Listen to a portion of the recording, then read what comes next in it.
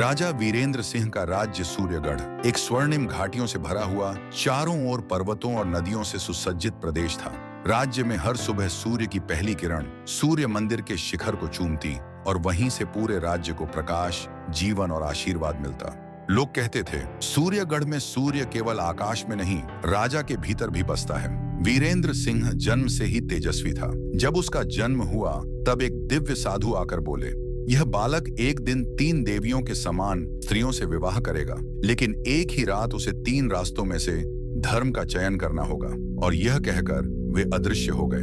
राजमहल ने इस बात को भविष्यवाणी मानकर छुपा लिया, लेकिन राजगुरु महामुनि वात्सल्य ने इसे अपने हृदय में संजो लिया।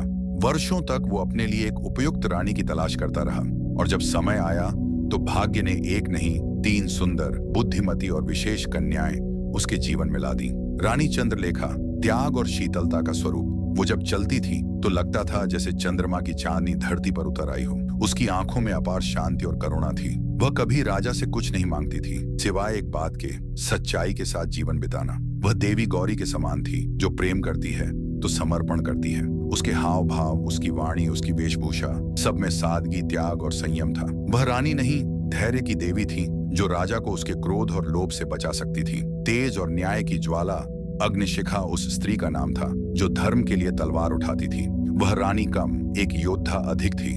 उसने राजा से विवाह की एक ही शर्त रखी थी, जब मैं धर्म के पक्ष में खड़ी हूं तो तुम मेरी तलवार बनने से पीछे न हटना।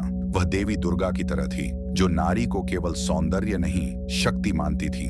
राजा उसकी आंखों में वह लपट देखता था जो अधर्म को भस्म कर सकती थी। वह रानी नहीं, न्याय की देवी थी, जो राजा को निर्भीक बना सकती थी। रानी मृगनयनी, माया और भक्ति की रहस्यात्मक शक्ति। मृगनयनी जब बोलती थी तो उसकी वाणी से संगीत झरता था। उसकी चाल में लय और उसकी दृष्टि में गहराई थी। कई बार राजा उसे देखता और खो जाता, मानो किसी और लोक में चला गया हो।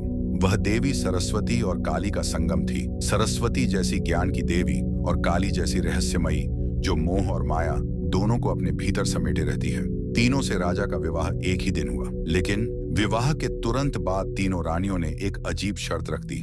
राजन, हम तीनों आपसे प्रेम करती हैं, पर हमारी एक ही शर्त है, सुहाग रात की पहली रात आप केवल मेरे साथ मनाएं। राजा स्तब्ध रह गया। धर्म संकट सामने था। अगर किसी एक का चयन करता तो बाकी 2 का मन दुखता, और अगर नहीं करता तो तीनों नाराज होती। राजा ने रात को अपने गुरु, महामंत्री और राजपुरोहित को बुलाया। सबने अलग अलग सलाह दी। गुरु बोले, जहां हृदय तुम्हें खींचे वहां जाओ।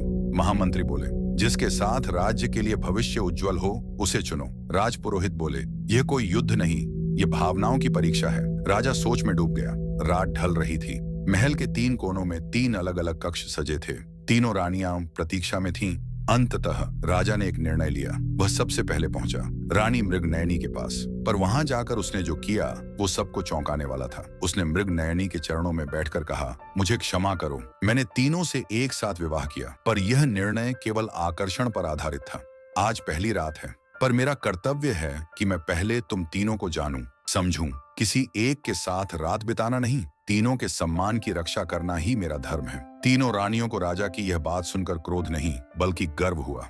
उन्होंने मिलकर कहा, राजन, आज आपने हमें सम्मान दिया है, अब निर्णय हम तीनों मिलकर करेंगे, और जिस रानी से आपका मन सबसे पहले जुड़ा वही आपकी प्रथम रात्रि की अधिकारिणी होगी। और फिर रानी चंद्रलेखा धीरे से मुस्कुराई। राजन का हृदय सबसे पहले मेरी ओर खींचा था, यह मैं जानती हूँ, और आज मैं उसे स्वीकार करती हूँ। इस प्रकार राजा वीरेंद्र सिंह ने न केवल एक कठिन निर्णय लिया, बल्कि 3 रानियों के प्रेम और सम्मान को भी बचाए रखा। और इस कहानी को युगों तक सुनाया गया, जब एक राजा ने पहली रात में अपने धर्म को पहली जगह दी। अगर आपको ये कथा प्रेरणादायक लगी तो एक दीपक की तरह इसे फैलाइए, लाइक कीजिए, शेयर कीजिए और सब्सक्राइब करना न भूलें, क्योंकि ऐसी कहानियां केवल सुनी नहीं जाती, जी जाती हैं।